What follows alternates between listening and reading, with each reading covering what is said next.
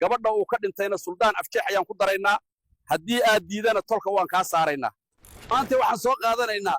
magtii ina bir laqe waalidkiisu waxay rabeen in loo toogto ninka wiilka ka dilay laakiin qabiilkaa ka diiday oo diyada doortay nin dhintay kabtiisaa ka roon reer qansax iyo annaga maxkamadnama soo dhexgeli karto waan heshiinaynaa reer qansaxow ina bir laqe diyadiisii ayaan rabnaa xeer iyo xisaabta rag horey loo dilayna waa naga dhaxaysay maxkamad iyo shuutana isla aadi mayno reer qurucow soo dhowaada magtii waa idiin wadnaa 100 halaad ayaan ka soo qaadnay 50 xeer ayay noo ahayd 20 waa suqaarka odayaasha 20 kalena diyadii ina afmaar oo 100 sano ka hor aad disheen ayaa la idinkaga lahaa 10 halaad ayaan bacmadow ku wadnaa naga gudooma waa idinka gudoonnay xisaabtu yaysaa naga qaldamin dilku wuu socon doonaaye gacan ku dhiiglahana waan soo daynaynaa shaqadiisa dilkaha sii watay maxkamad iyo toogasho meeshaan boos oogama bannaana magtii wiilkiina waa idiin soo qaadnay gabadha uu ka dhintayna suldaan afjeex ayaan ku daraynaa haddii aad diidana tolka waan kaa saaraynaa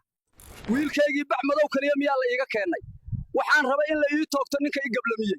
si aan ooga samro wiilkaygii alla ciil badanaa farta saara oo follow dhaha ciwaanka Ismaaciil Hureera